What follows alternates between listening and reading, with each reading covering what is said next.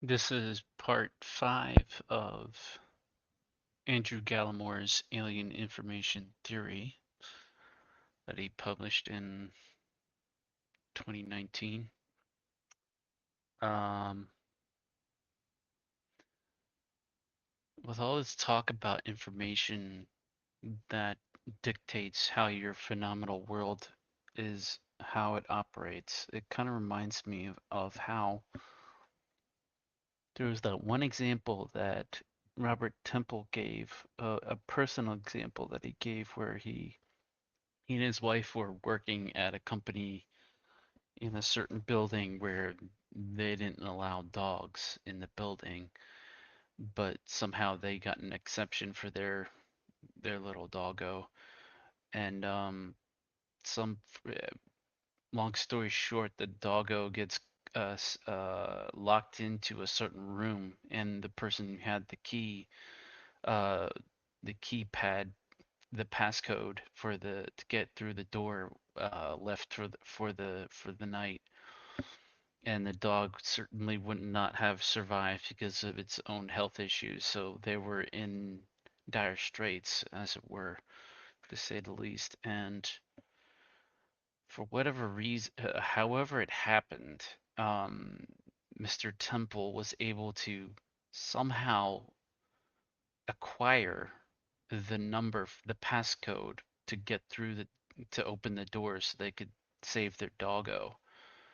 And the kind of so when Gallimore is talking about all this information that feeds into your brain and your brain um, generates it, for lack of a better word, he doesn't say generate, and Gallimore does not say generate. That's my own interpretation. It might be an incorrect one to say that that your brain generates your specific phenomenal world from the information from the outside world, the noumena, as it were.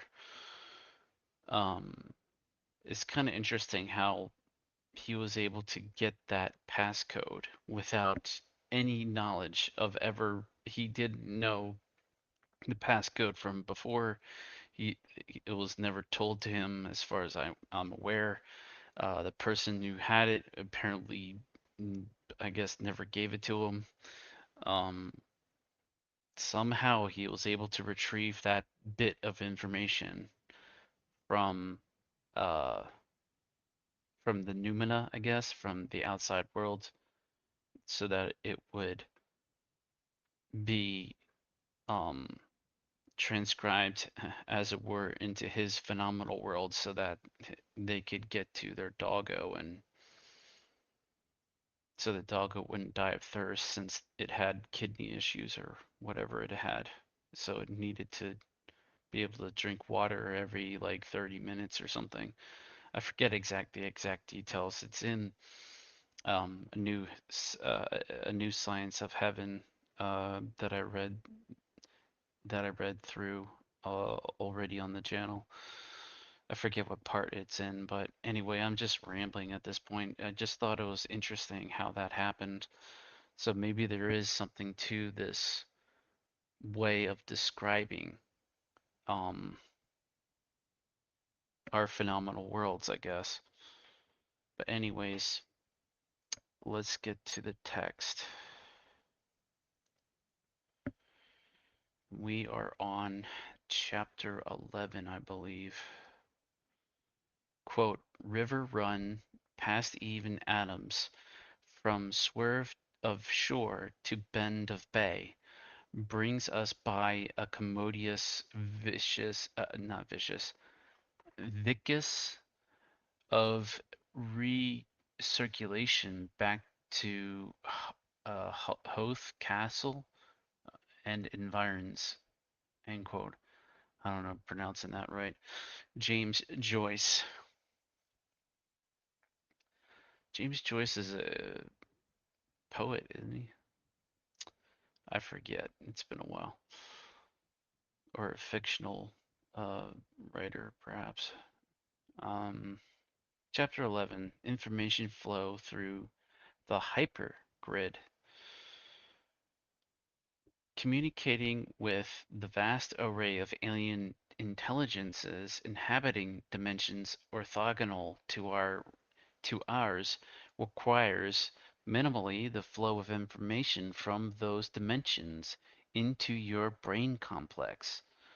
Whilst everything that manifests in this reality is constructed from information, the brain is special in its role as an exquisite information generator. Indeed, the flexibility and complexity of the information generated by the human brain is unparalleled, and when perturbed by DMT provides the key to gating information from these normally inaccessible dimensions experienced as breaking through into DMT hyperspace. Here I go when saying that he doesn't use the word generation, and literally in the first paragraph of chapter 11 he says generate. Um, Flexibility and complexity of information generated by the human brain. So never mind me. I should just stick to the text, right? Anyways, in the last chapter, we explored how the flow of information, both within and between organizational layers, is of critical importance in the emergence of complex forms and ultimately of living and conscious beings such as yourself. Now we will consider how information flows, not only within an organizational hierarchy, but between dimensions. So far, we have considered the universe as a type of cellular automaton, the grid.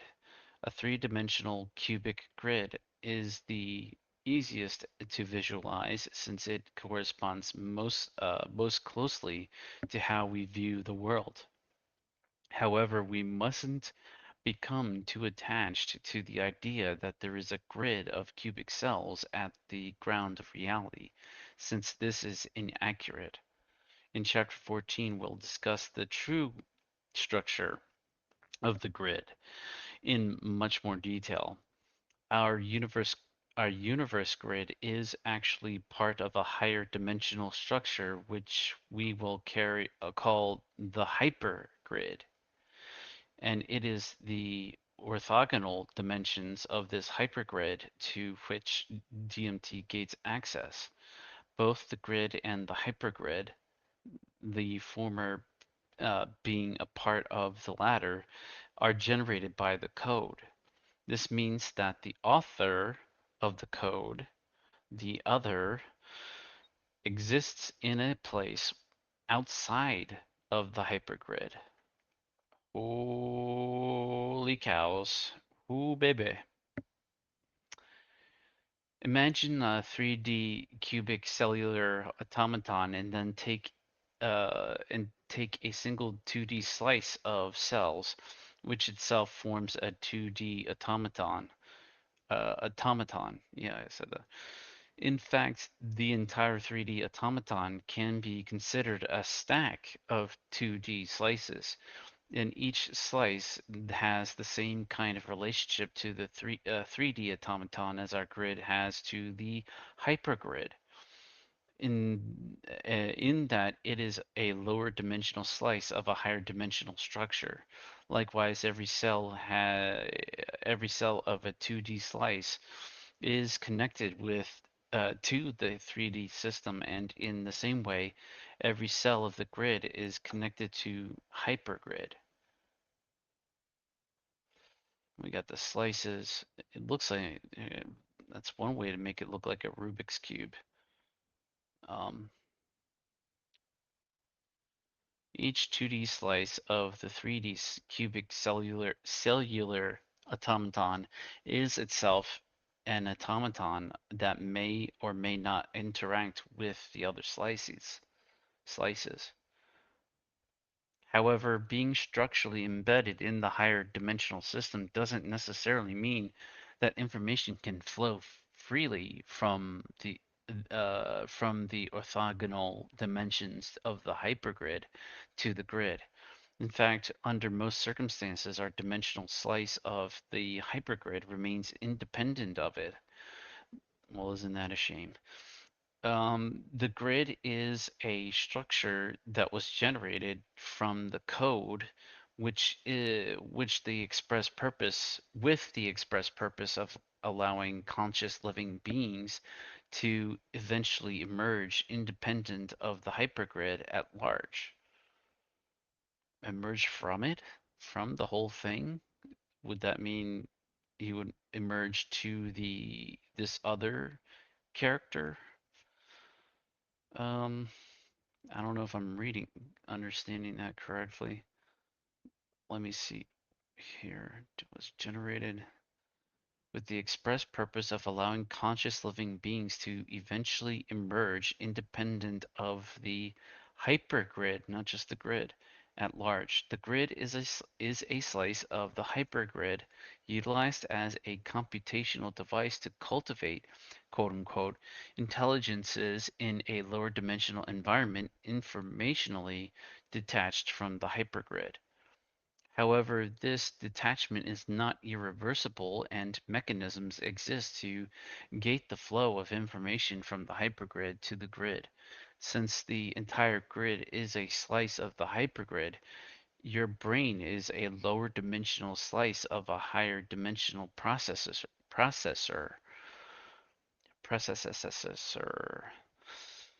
DMT is an embedded information complex that modifies the information generated by the brain such that information is gated from the hypergrid into the grid, allowing the brain to temporarily become a part of this higher dimensional system.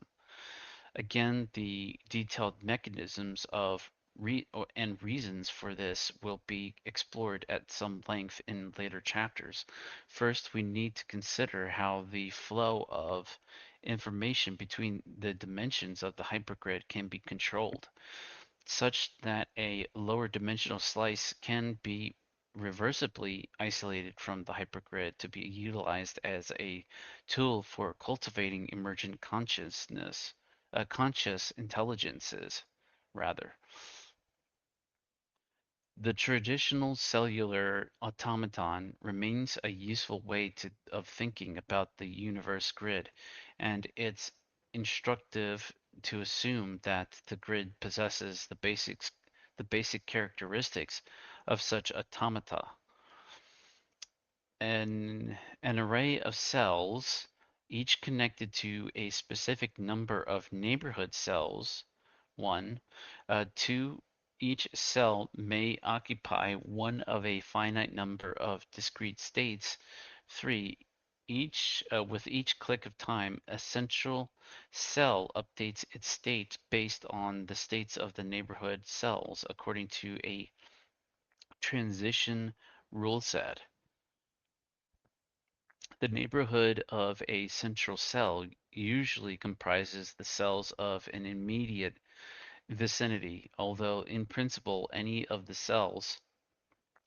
set of cells rather, can be defined in the transition rules. In a regular 2D cellular automaton, we have already met both the non von Neumann neighborhood and the larger Moore neighborhood, which is used in the game of life. So a neighborhood is defined as those cells considered in the transition rules. We can also define a neighborhood as those cells from which information flows into the central cell. This is because in a fully deterministic cellular automaton, knowing the state of a particular cell in a neighborhood reduces your uncertainty by the next state of the central cell by ruling out specific update states. So, since uncertainty is the opposite of information, the information about the next state is increased. Information flows from the neighborhood cell to the central cell. Of course, if you know the state of every cell in the neighborhood, then you have all the information required to determine the next state of the central cell with complete certainty, since every update state is ruled out, barring the state dictated by the transition rule. Dupe cells off. I think black means off if I remember right. And then on. If none of the neighborhood cell states are known, there is no way of knowing whether the central cell will update to white or black. Okay, it could be either or. If all of the neighborhood cell states are known, the update of the central cell is known with absolute certainty. A bit is generated. Ruled out is going to be white instead of black, I guess, because of these three. Maybe this one too. Anyways, it is conceptually simple to extend a 2D cellular automaton, such as the game of life, into the third dimension to generate a 3D grid that appears more closely aligned with the world we experience in normal waking life. Of course, in a 3D cellular automaton, the neighborhood may take into account cells in the third dimension in addition to the cells in the 2D plane. The 3D version of the von Neumann neighborhood adds the two cells directly above and below the central cell to the four cells in the 2D plane, allowing information to potentially flow from the third dimension into the central cell. Extending an automaton into four or more dimensions is also possible, although it becomes difficult to visualize such automata in any straightforward manner. Whereas the most natural way to visualize a 3D automaton is an array of cubic cells. Each cell of a four-dimensional automaton is most naturally represented as a tesseract or 4D or 4 cube. The 4D equivalent of a regular 3D cube or 3 cube. And whereas a 3 cube possesses six 2D squares faces, the tesseract boasts 8 cubic 3 cube faces. So in a regular 4D cellular automaton, the 4D von Neumann neighborhood would consist of 8 tesseracts contacting each other, each of these faces. Excuse me, sheesh. 2D and 3D von Neumann neighborhoods. Cells in 2D plane. 3D cells orthogonal to 2D plane.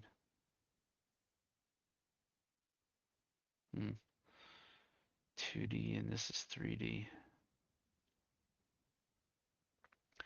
It's not particularly instructive to try and think of beyond 4D, although there is no limit to the number of dimensions that a cellular automaton can possess.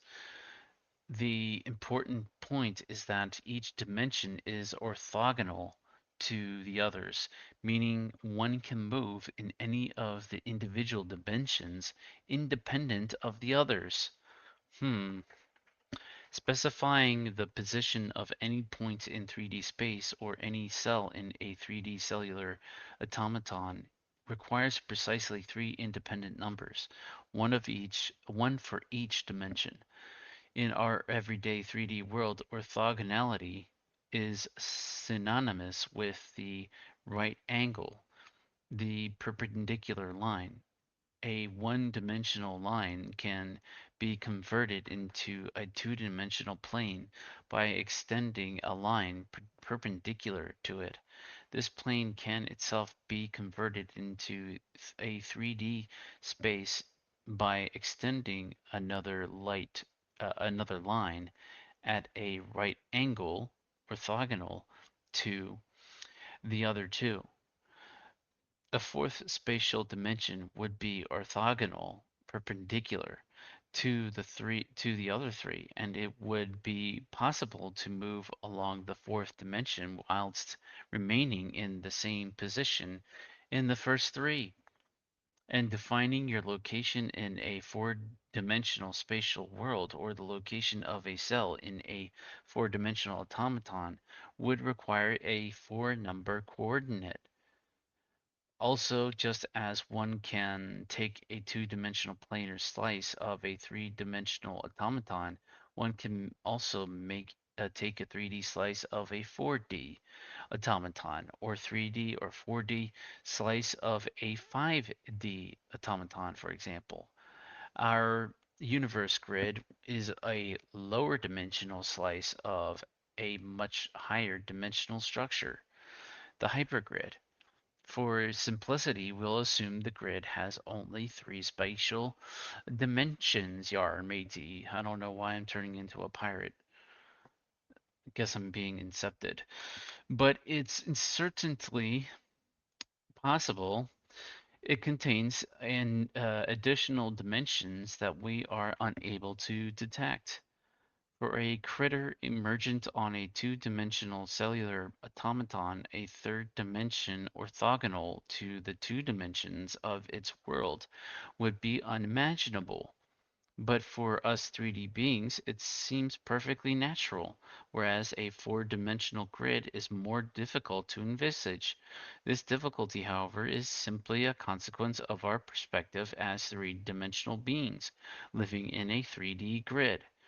Such is the difficulty of visualizing automata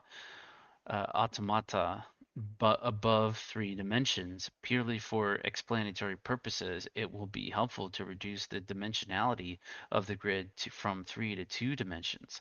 This will allow us to discuss the relationship between the grid and hypergrid without having to visualize 4D space and resort to abstractions. Everything we discuss in this regard applies equally well to a three-dimensional slice of a four plus dimensional structure as it does to a two-dimensional slice of a three-dimensional structure. Using this reduced uh, two-dimensional model of the grid, we will explore how a lower dimensional slice of a cellular automaton can be reversibly isolated from the higher dimensional system and how the patterns of information generated by the slice can be used to gate information from the normally inaccessible orthogonal dimensions. The purpose of these simple examples is not to provide the actual mechanism of information transfer from the hypergrid to the grid. Of course, the actual grid is not instantiated as such a trivial cellular automaton. However, these examples will provide an intuitive grasp of the way particular patterns of information generated within a lower dimensional slice of an automaton can be used to control the flow of information between dimensions. We will then apply these general principles to explain how DMT gates access, excuse me, to orthogonal dimensions of the hyper grid. If we imagine the grid as a two-dimensional automaton and not dissimilar to the structure of the game of life, then it makes sense to imagine the hypergrid as a three-dimensional cellular automaton of which the grid is a 2D slice. However, since this two-dimensional grid is an embedded part of the three-dimensional hypergrid structure, it's unclear whether a conscious intelligence that emerges on this two-dimensional slice will experience a two-dimensional or a three-dimensional world. This will depend on whether or not information flows from the three-dimensional hypergrid to the two-dimensional grid. which will be determined by the neighborhood and transition rules, since the flow of information is controlled entirely by these rules. With a single isolated two-dimensional automaton, the choice of neighborhood is obviously restricted to cells within the two-dimensional plane, since there is no other cells to consider. And if the explicit purpose of the grid was an automaton irreversibly isolated from the hypergrid. Did I read that twice? I think I might have. Um, so, then the slice can be constructed such that the transmission rules only take into account cells within the two-dimensional slice. So cells in the orthogonal third dimension will have no effect on cell update states, meaning information does not flow from the third dimension dimension, but only within the slice. This approach is no different from simply constructing a two-dimensional cellular automaton, and the fact that it's a slice of a three-dimensional automaton has no effect on its behavior or on the environment experienced by any critters that emerged within it. If, however, the aim is not complete isolation of the grid from the hypergrid, but to have some control over the flow of information from the orthogonal third dimension into a two-dimensional slice, into the two-dimensional slice, not then a number of techniques can be employed in the construction of the grid. So understand some of these. We'll first, to understand some of these, we'll first explore how cells can be encoded that can receive information from a specific number of dimensions. We'll then discuss uh, how the patterns of activity generated by the grid can be used to trigger the emergence of cell states that allow the grid to receive information from normally inaccessible orthogonal dimensions of the hypergrid. Hypergrid is the whole thing. Then you have the slice of the regular grid. If information doesn't flow between the grid and the hypergrid, the grid remains structurally connected to, excuse me, but informationally isolated from the hypergrid. It's not even that late. I'm already feeling a little fatigued. Sad trombone. To keep things as simple as possible, we'll initially restrict the grid to two states, black and white, and use the von Neumann neighborhood von Neumann neighborhood. Well, firstly, we'll consider the black state only and think of how we can pause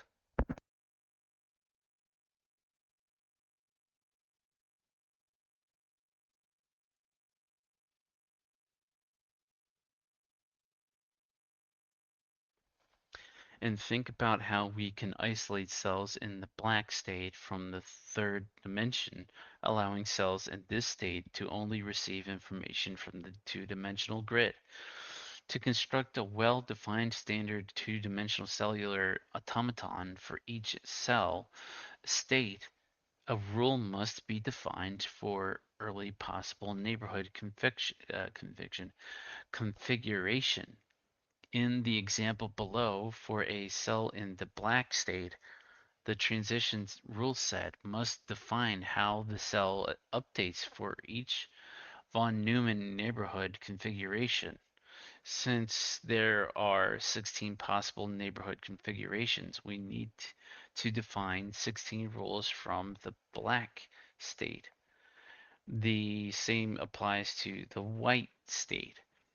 Extending our automaton into the third dimension means taking into account the two additional orthogonal cells to generate the three-dimensional von Neumann neighborhood.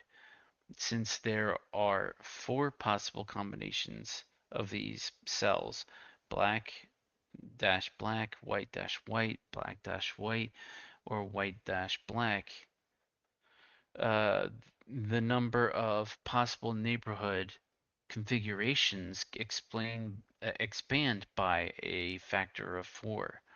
For every two-dimensional von Neumann neighborhood configuration, there are three-dimensional von Neumann neighborhood. I think I already mentioned that. Neighborhood configurations, meaning four rules must now be defined. It's helpful to think of the two-dimensional von Neumann um, neighborhood rule, to think each of his neighborhood rule as being associated with this group of four rules in the three-dimensional von Neumann neighborhood.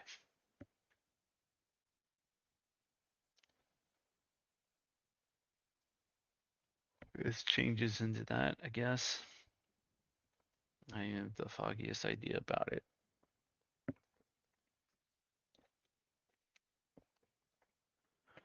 Take a sip of water there. This rule dictates a black cell updates to a white cell with the two-dimensional von Neumann neighborhood.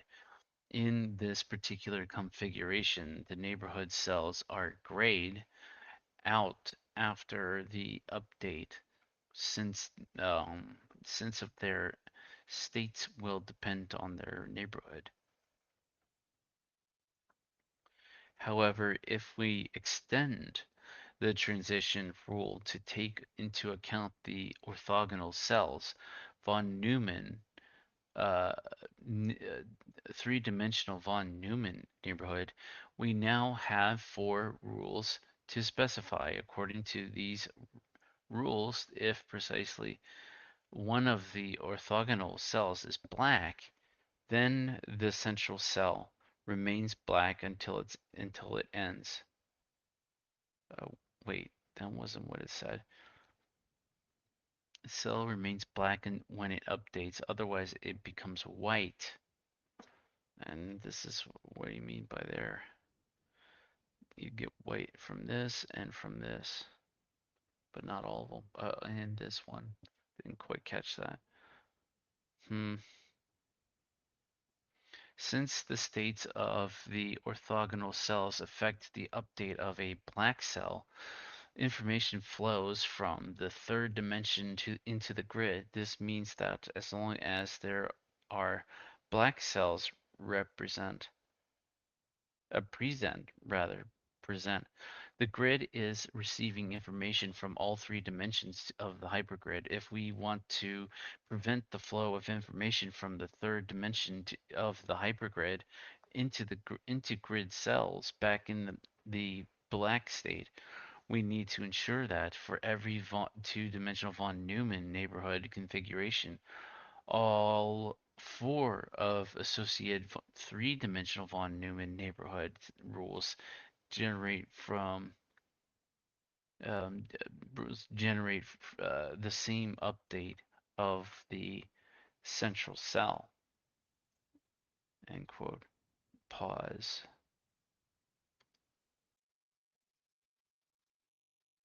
Okay, where was I?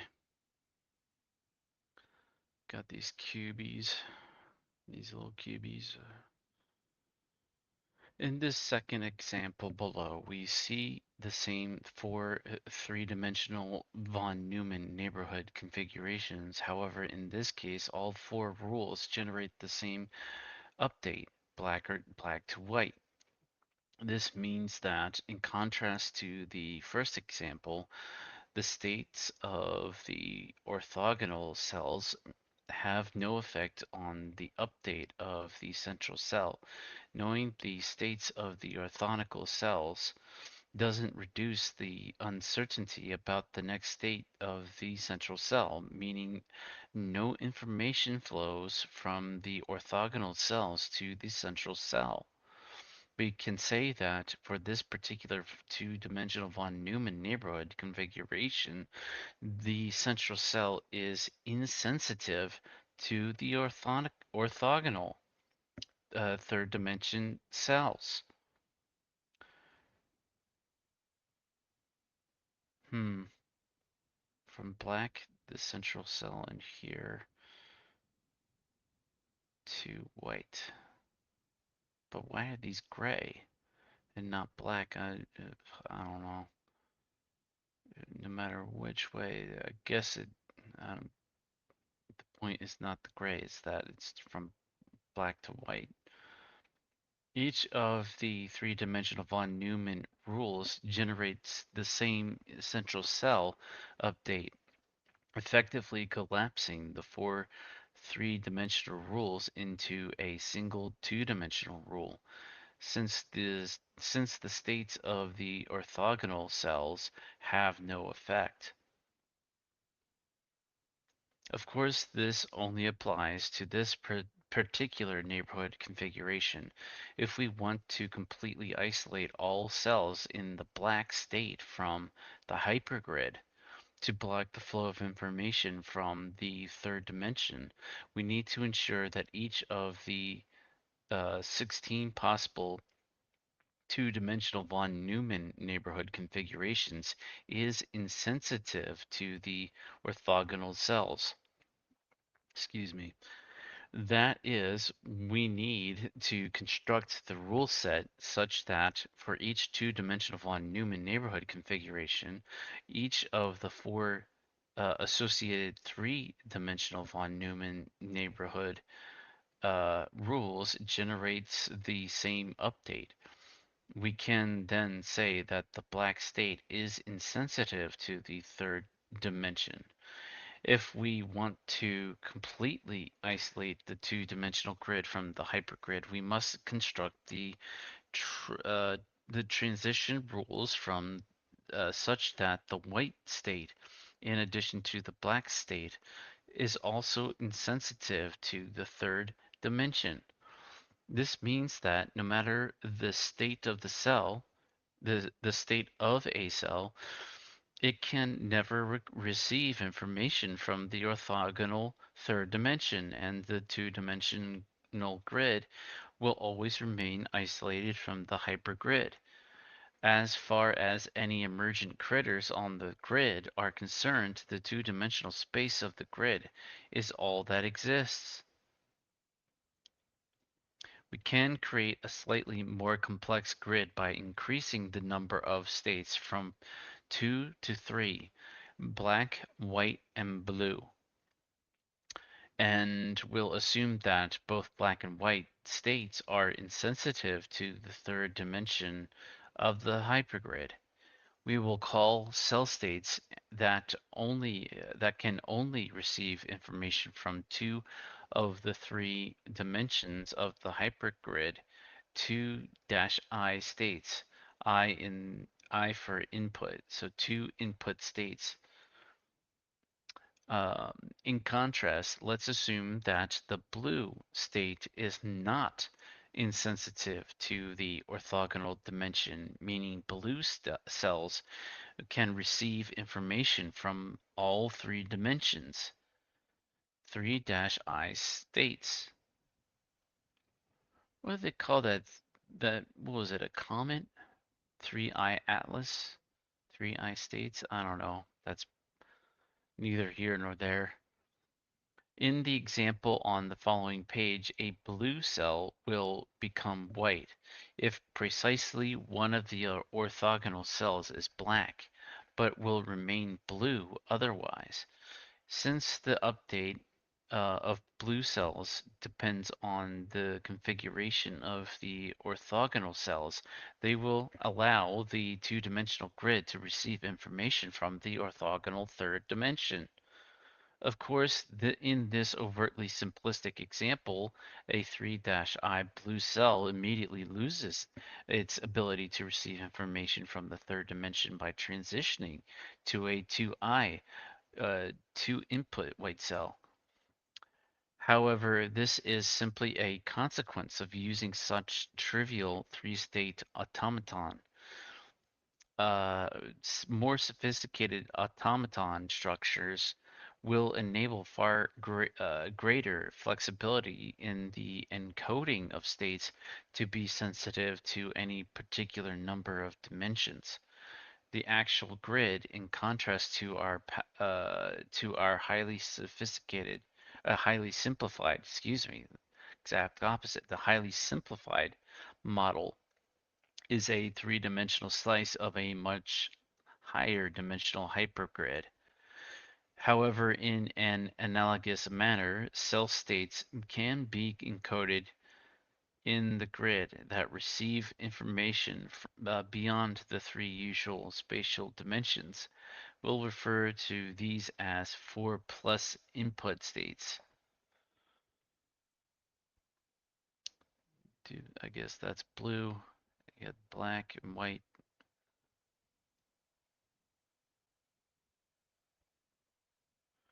Hmm. The update of the blue central cell depends upon the states of the orthogonal cells, meaning the blue cell state is sensitive to and receives information from the orthogonal third dimension. The ultimate aim of controlling the flow of information between dimensions of the hypergrid is to allow certain complex structures that emerge within the grid, such as a conscious brain complexes to interact with the orthogonal dimensions of the hypergrid and eventually to become part of that highly dimensional reality. This requires the full grid, requires the grid to be complex structures and under specific conditions. This means structures outside of such structures remain This means structures outside of such structures remain isolated from the hypergrid. Whether whether or not 4 plus input cell states can emerge within a brain complex obviously depends on whether such states are encoded within the rule set. Assuming that states sensitive to the orthogonal dimensions of the hypergrid are indeed encoded. Whether they manifest or will depend on whether the appropriate neighborhood configurations are adopted at the level of the grid.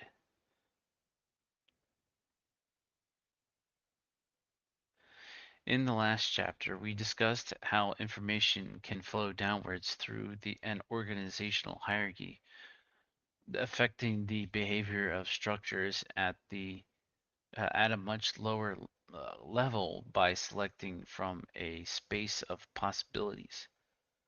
Of course, this also applies to a brain complex, the coordinated emergent activity of which generates information that flows from the level of global cortical activity to the level of the grid. So it's possible for information generated by the highest level of of organization, rather, excuse me, and organization of the brain to flow downwards and affect the state configurations adopted by the cells of the grid. There is nothing esoteric about this process, which still requires the appropriate neighborhood configurations to be adopted by the grid for any particular reason. Uh, for any particular reason, cell states to be adopted. But it's prudent and remind And reminder to, but it's prudent to remind ourselves that changes in cortical activity manifest by psychiatric drugs, including DMT, can affect the adoption of cell states that the lower level of organization, the grid. Where my mouse go? There it is.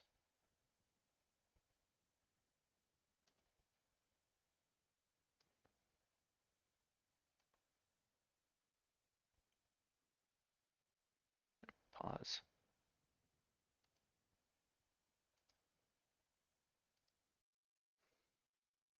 Okay, where was I? So far, we have only considered automata with simple static rule sets, whilst the code at the ground of reality doesn't instantiate such a trivial type of automaton, or automaton rather, restricting restricting our discussion this way allowed us to explore the essential properties of cellular automata and relate these to the construction of reality from digital information without having to concern ourselves with more complex types of automata. However, to understand how control over interdimensional information flow from the hypergrid to the grid can be achieved, we need to consider more advanced techniques, including dynamic rule sets and what are known as pattern rule mappings. These are many possible classes of transition rules beyond the basic static rules that are specified from the outset and remain unchanged as the automaton runs. In traditional cellular automata, only the states of the cells evolve over time, although it is also possible for the rule set itself to evolve as the automaton runs. To give a clear example, it makes sense to return to the simplest type of automaton, the one-dimensional elementary cellular automaton. I get tongue twisted with these automaton words, in which each cell updates based on its own state and those of its two immediate neighbors. As explained in Chapter 3, there are precisely 256 possible rule sets, each given its own number from 0 to 255, according to Wolfram's coding system. The standard way to run an elementary automaton is to select a rule set, say 110, and allow the automaton to run using this set. However, it's also possible for the rule set to change as the program runs, depending on some measurable property of the automaton at each time step. For example, we could set up an ECA with 24 cells and begin with a random configuration of states. At each time step, the number of black cells is counted and the rule set corresponding to that number is applied to generate the update of the cell states. So if there are three if there are if there are 13 black cells, for example, then rule 13 is applied to update the cell states. Update the state. Womp womp. Then the number of black cells in this updated state is counted and the appropriate rule applied, and so on. I guess this is time 0, time 1, time 2. Rule 13 to rule 9 to whatever this is, I guess. One, two, three, four, five, to rule five, maybe. This is known as a self-referential update rule, in that a property of the entire system, the number of black cells, determines which rule selected from a rule space will be applied to itself. So instead of a single cellular automaton with a single rule set, we have created an automaton that selects from a space containing 25 rule sets as it runs. We could also design an automaton whereby a certain state patterns, rather than simply the number of cells of a certain state, triggered the adoption of specific states, adoption of specific rule sets according to some pattern rule mapping. Again, this is easiest to illustrate using a one-dimensional automaton. According to Wolfram's coding system, each of the 256 possible rule sets for an elementary cellular automaton is given a number from 0 to 255. Equivalently, this number can be represented in binary notation as an 8-bit string of ones and zeros. Rule 175, for example, is 10101111 in binary notation, which is much easier to handle computationally. Let's create a 24 cell elementary automaton with a random initial state. We can then segregate the 24 cells into 8 3-cell blocks. Ultimately, we will use a property of each of these three cell blocks to generate a single binary digit of a new rule. There are 8 possible 3-cell patterns, each of which we will map to either a 0 or a 1. There are a number of ways to do this, but we will choose to count the number of state transitions within a block. For example, blue, blue, black has a single transition from blue to black, whereas black, blue, black has two transitions, black to blue to black.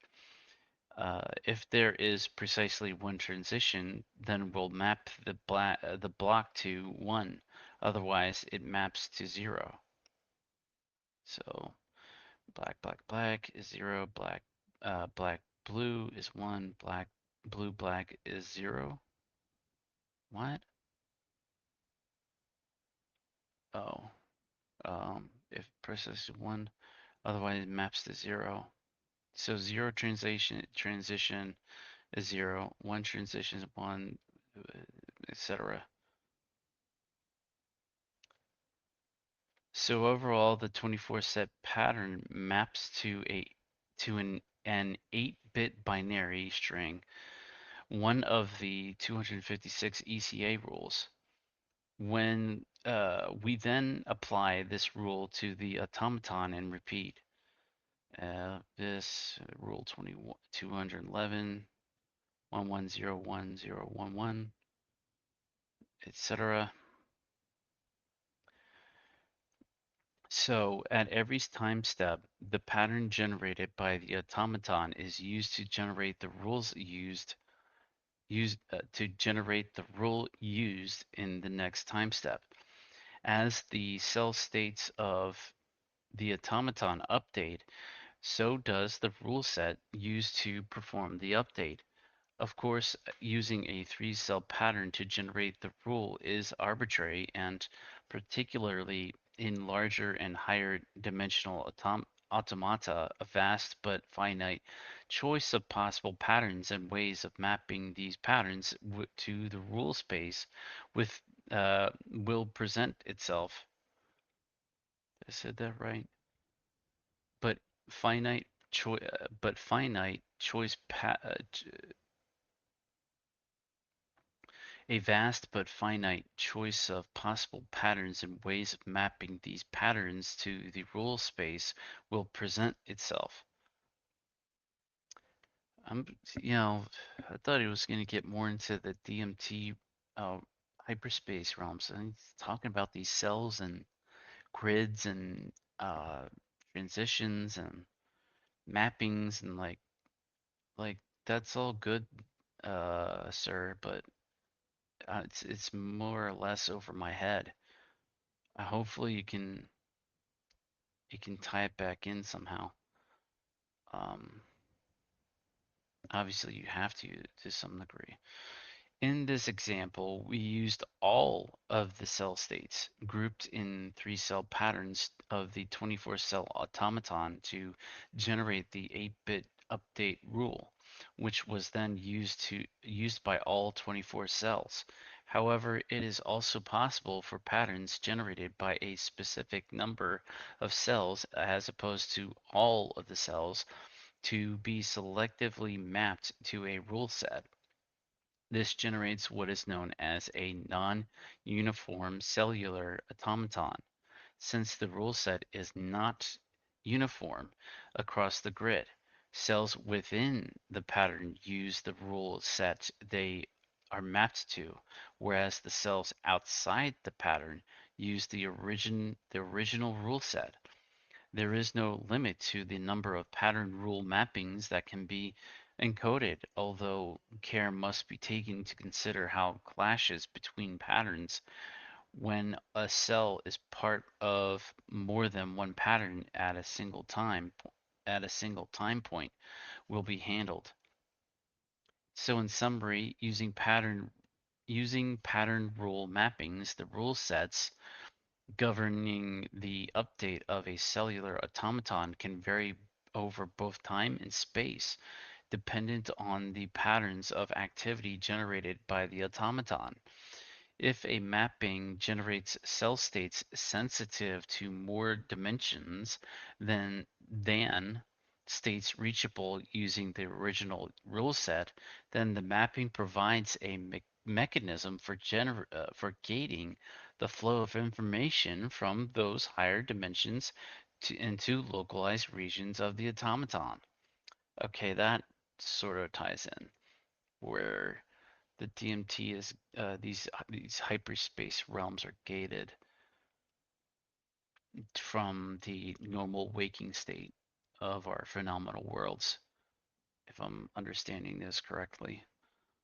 Applying this to the grid-hypergrid relationship, patterns of information generated by the grid can be mapped to rule sets that specifically generate cell states rather, sensitive to orthogonal dimensions of the hypergrid, allowing structures expressing such activity, such as uh, brain complexes, to receive this otherwise inaccessible higher dimensional information. These pattern rule mappings needn't necessarily be encoded when the automaton is constructed and initiated, but can be programmed into the grid once intelligent organisms with brain complexes, candidates for the game, begin to emerge. Specific cell state patterns, perturbation brain patterns, PBP, can be mapped to a rule set different to that of the surrounding grid. PBP, peanut butter and jelly? No, not really. Peanut butter and something, whatever that second P would be. Can you can you map peanut butter and jelly to the grid? I don't know. I'm just getting goofy, I guess. Time zero is that. All cells update using the same rule set. PBP adopted by a localized set of cells. I guess there's that little highlighted section. Time one, cells within the BPP. Well, wait, what's the BPP? brain patterns, but uh, you didn't define that. BPP. Cells with, unless it's a typo, could be a typo. Cells within the BPP update with different rule set to the surrounding grid cells. Pattern rule mapping to different than, so that's the central cell. And you got this selection here. Since this technique relies on patterns of activity within a brain complex over large numbers of cells, it's possible to identify cell configurations characteristic of and unique to brain complexes and map these patterns to rules that will only be executed within a brain complex. So overall, this methodology can be summarized as follows. Oh, I hope this is a little too nerdy for me, man. I'm reading through it, but I think a lot of it's going over my head, to be honest. The grid is encoded and allowed to run informationally isolated from the hypergrid. This is achieved using a rule set that only instantiates cell states that are insensitive to the orthogonal dimensions of the hypergrid. As the grid runs, the complexification of information generated by the grid occurs in the manner discussed in earlier chapters. Once brain complexes are identified as potential candidates for the game, we'll discuss later how the game works. The patterns of cell activity generated within these brain complexes are analyzed so as to construct the pattern rule mappings that will generate the 4 plus input cell states within the brain complex. These cell states will allow the brain complex to receive information from the orthogonal dimensions of the hypergrid. Ah, okay. However, in constructing these pattern rule mappings, native brain patterns, patterns of brain activity, cell states that occur during normal daily life, are not used directly since these would cause information to flow from the hypergrid into the brain complex constantly, which is not the desired outcome. Although I think some people would want that to be their desired outcome, if I'm understanding this correctly. Rather, perturbation brain patterns, the peanut butter jelly, the peanut butter pattern, brain patterns, patterns of activity resulting from a temporary perturbation of brain activity are utilized such that 4 plus input cell states are only generated under this perturbation. We have already discussed at great length how psychedelic drugs perturb the information generated by the brain complex, modifying the way it receives information from the environment and altering the structure of the phenomenal world. DMT is the molecule embedded in our reality responsible for perturbing the activity of the brain complex in a very particular manner, eliciting modified neural information that flows downwards to the level of the grid and selects unique patterns of cell states. That's the tie-in.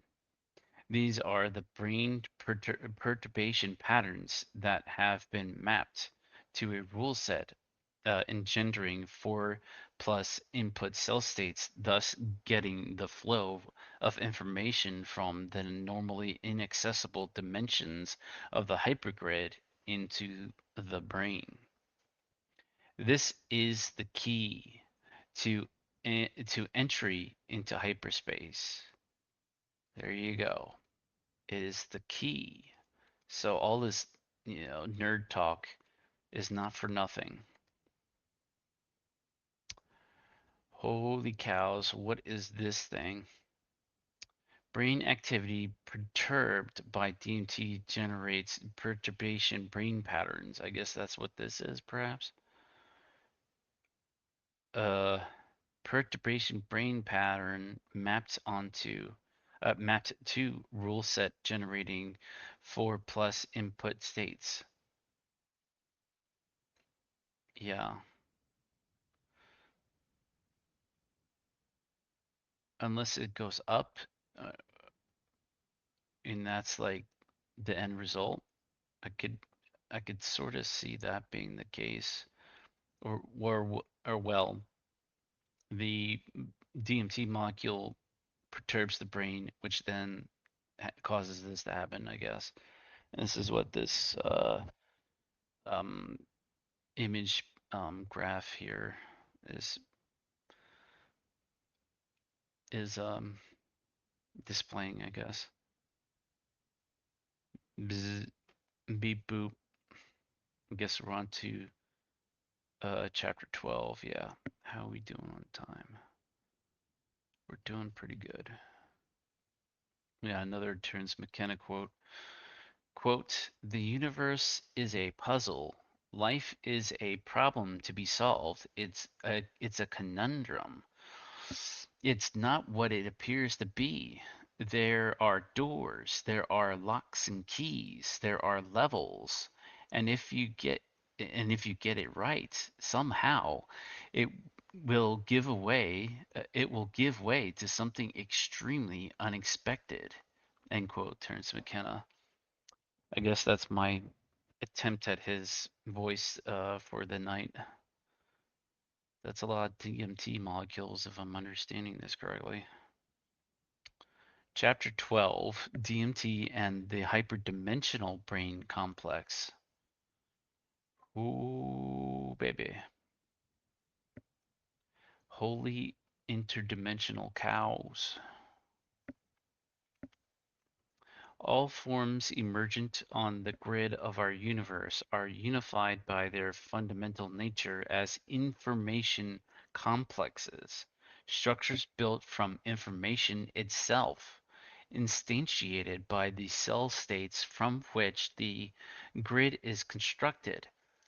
From the simplest first order structures to the most supremely complex living organisms with many levels of hierarchical organization, all are fundamentally cell-based structures that receive and process information from the surrounding grid and the other structures co-emergent within it, excuse me. This is also true of the hypergrid, the higher dimensional system, also generated from the code, of which the grid is a lower dimensional slice. It ought to be obvious that the high dimensionality of an information complex will correspond to the dimensionality of the slice upon which it emerges and is embedded.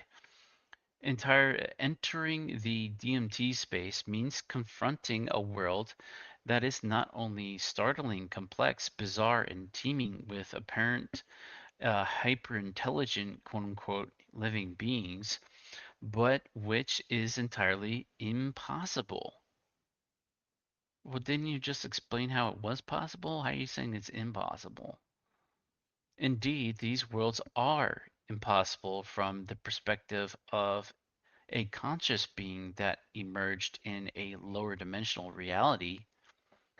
The information complexes you will meet and interact with in the DMT space, the elves and their curious objects, the impossibly constructed hallways and jeweled temples, emerged or were constructed by emergent intelligences embedded in the hypergrid, and as such, are higher dimensional structures that are beyond inconceivable for a grid-based organism. Whilst many mathematicians routinely work in high dimensional spaces and and passable renderings of four-dimensional forms, such as the tesseract, quote unquote, hypercube, give us an idea of the structure of a four-dimensional object. It's certainly not possible for a three-dimensional brain complex to envisage five, six, or seven-dimensional objects in organisms other than in complete abstraction. Yeah, that's for sure. So when a machine elf gleefully tosses you a seven-dimensional fab, I'm gonna butcher this word, Faberge egg. I'm not saying that right.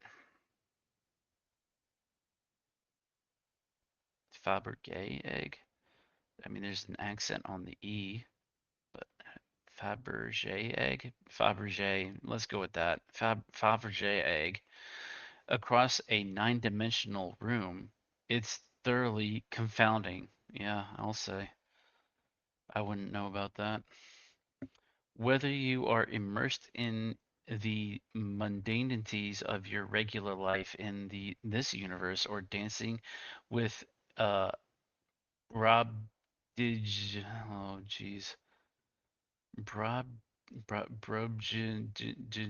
something or other reptilians. Let's just call them Brob reptilians. In the DMT worlds, the phenomenal world you experience is always constructed by that most complex of all information complexes emergent on the grid, your brain. A brain is a special type of information complex in that it is adapted to receive, process, and store large amounts of information from the environment. The surrounding grid is the surrounding grid, the environment being the surrounding grid. This information manifests as the phenomenal world experienced by the brain. This is a special type of information complex. Well, what does that make the Kordylewski clouds then? That have been around for billions of years and potentially have been recording, gathering untold innumerable amounts of information. I can't even begin to fathom what that would be like. In earlier chapters, we discussed how your brain generates the intrinsic information from which it constructs your phenomenal world, as well as the manner in which psychedelic drugs can alter this information and change this world. Since this information is largely generated at the level of neurons and their networks, it made sense to set the discussion at this level. However, it's important that we equate the quote wet brain end quote familiar with neuroscience with the brain as a high level information complex that emerges on the grid of our reality. Like all such complexes, the human brain is a structure normally restricted to the grid's limited dimensionality. The same applies to the phenomenal world it constructs, excuse me, which we uh, which we each experience with a dimensionality commensurate with the slice within which we are embedded, trapped in a work of art, as McKenna was saying, maybe trapped in a fucking computer. Maybe Soul Trap has some kind of relevance to this after all. I doubt it, but that's neither here nor there at the moment. This raises the question as to how, in the presence of DMT, the brain suddenly becomes capable of constructing worlds of seemingly impossible dimensionality. By modulating the patterns of information it generates and activating the encoded pattern rule mappings, DMT gates the flow of information from the normally inaccessible orthogonal dimensions of the hypergrid into the brain. As well we'll discuss in more detail in the next chapter, this causes uh, in the next chapter, this causes the brain to cease building the consensus world and to begin constructing the thoroughly alien, higher dimensional DMT worlds experienced as hyperspace. To achieve this, the brain doesn't simply passively absorb the hyperdimensional information, but actually undergoes a transformation in its most fundamental lowest level structure. In the last chapter, we saw how the adoption of three input blue states by cells in a two-dimensional slice of a three-dimensional cellular automaton allowed those cells to receive information from the third dimension, and structures built from such cell states actually become part of this higher dimensional system. This is analogous to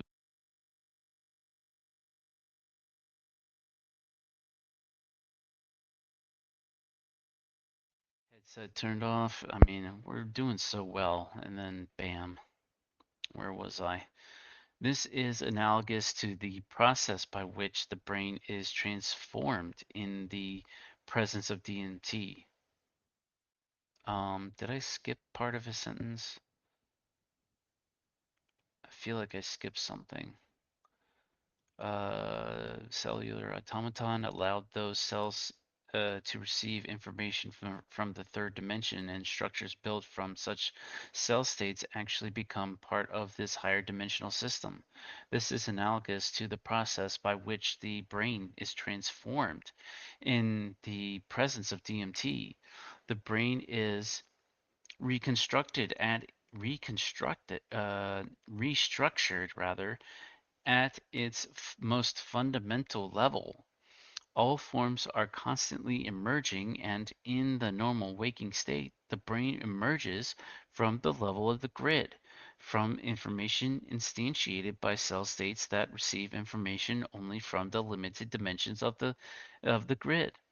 However, in the presence of DMT, the brain re-emerges from cell states sensitive to the hypergrid's orthogonal higher dimensions.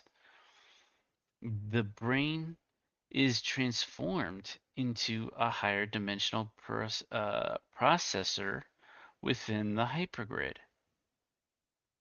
Two-dimensional slice. A structure emerges as a pattern of blue three input state cells uh, within a two-dimensional slice. Orthogonal 3D cells come into the scene. Since three input states receive information from three dimensions, the blue structure is revealed to be a two-dimensional slice of a three-dimensional structure.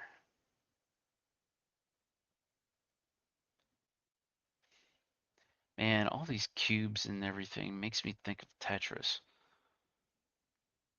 Two-dimensional slice of structure.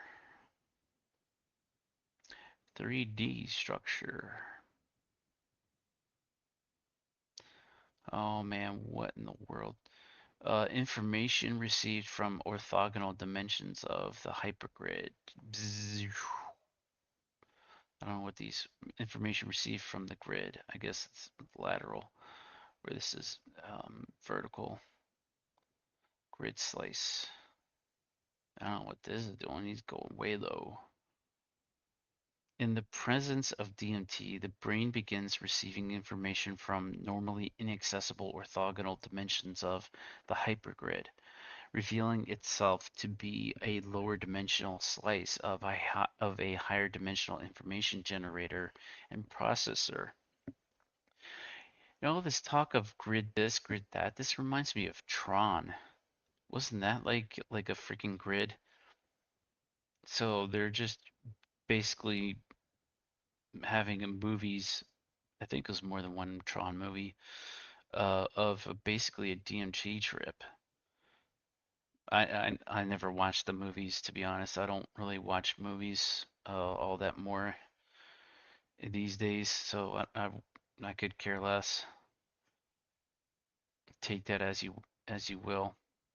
It might seem difficult to reconcile such a fundamental shift in the structure and behavior of the brain from a three-dimensional to a four plus dimensional structure with the relatively subtle effects on brain activity observed from the outside.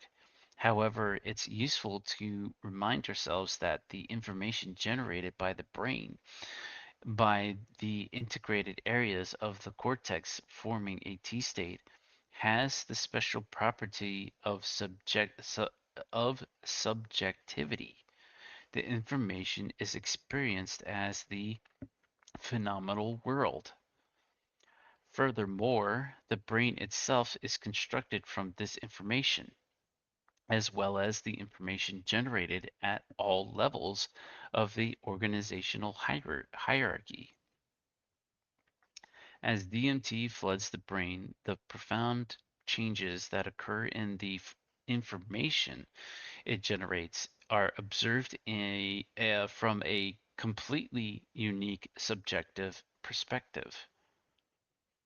It's somewhat analogous to the difference between observing the patterns of ripples on the surface of water and actually being the water. A camera set up above the water will only detect changes in the two-dimensional patterns of the ripples, but the water, if it's if it was capable of having an experience, that's debatable, I suppose, maybe, would have access to the full dimensionality of its dynamics, the vibrational modes pulsating in the third dimension, and perhaps even the endlessly dynamic agitations and interactions of its constituent water molecules. Modern functional neuroimaging is the camera observing the limited dimensions of the brain complex from a less than privileged position from the without, whereas the DMT user is observing these processes from within, from within.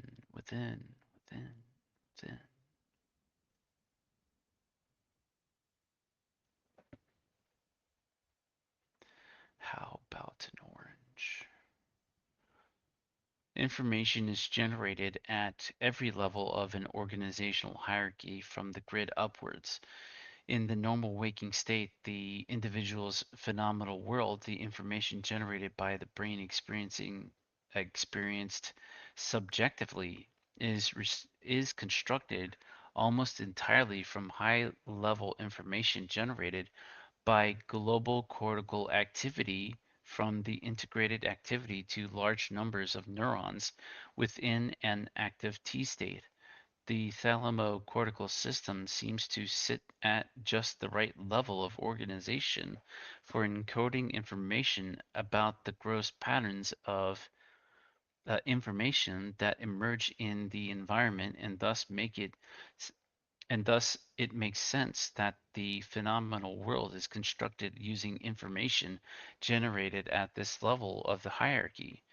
As well as you scan your environment for potential predators, it isn't necessary for you to be aware of the multitude of intricate molecular interactions inside the cells of the organisms that surround you, but only their high level structure and behaviors. Who are they? Where are they? What are they doing? What is their intent? This coarse-grained cortical level of information overwhelms the phenomenal world, and there is no awareness, under normal circumstances, of information being generated at the level of cells, molecules, and lower. However, this lower level information is also being generated by the same areas of the brain responsible for generating the phenomenal world information, except it is excluded from subjective experience. In fact, this lower level information is absolutely essential for generating the higher level information, since the upwards flow of information drives the emergence of the higher levels of order.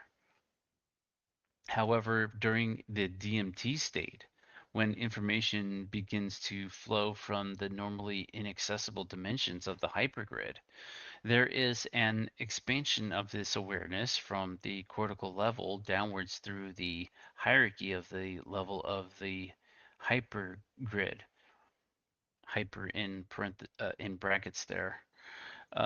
This is because the phenomenal world of the hyperdimensional brain complex is generated from this lower level, higher dimensional information, from this lower level, higher dimensional information, in addition to the information generated by networks of the thalamocortical system. Many DMT users actually experience this expansive downshift during the early phase of the trip as a feeling of being propelled downwards to the core of reality, sometimes observing the transition in stages down through the molecular, atomic, and subatomic before reaching the breakthrough phase in which hyperspace itself manifests. Normal waking state versus DMT state, cortical, interdimension, intermediate levels of organization, and hypergrid. What? But it all looks like the same image. What am I? Oh wait, my blue light blocker is really fucking with me here. This is all in this one rectangle, whereas this is it's only here for this side. Okay. That is hard to see when blue light blocker mode is on. I have to tell you that. I guess this color being awareness. I don't know if it's a yellow or an orange. Of course, this is a shift in awareness that is only available to the individual undergoing the experience. To an outside observer, all that can be measured is the change in information, neural activity being generated at the cortical level, as revealed by modern functional brain imaging techniques. This is no way for these there is no way for these instruments to detect this expansion of the in the dimensionality of the brain complex, but only the effect of this information as it flows upwards to the level of the cortex, perturbing its global dynamics and modulating the information generated at that higher level. Why is my neck starting to hurt? It's not like I'm talking forever here or something. I don't know. When DMT gains entry into the brain, it causes an entirely new brain to emerge. The brain is transformed from a lower dimensional processor in an information complex emergent within our slice of the hypergrid to a hyper dimensional jewel of transcendent beauty and magnificence uh, embedded in the hypergrid. But it is a jewel that can only be enjoyed from within. Excuse me. And bzz, beep boop. I guess that's the end of chapter 12. Eh, hold on a sec. How we doing here? Chapter 13. Yeah, I think I'll stop it here. Chapter 13 looks like it's going to be a little bit long. And I don't want to make these videos too long. I mean, they're already over an hour anyway. Some are 2 hours, a couple were close to 3. Anyways, that's it for this part of the reading. Um, it seems like we're getting warmer as far as talk, getting into the actual DMT experiences. Maybe not specific examples, but I mean, obviously he's laying the foundation of how these things work, um, not necessarily what people experience within uh, these um, experiences, these states of experience. So, I mean, that's it for this for now.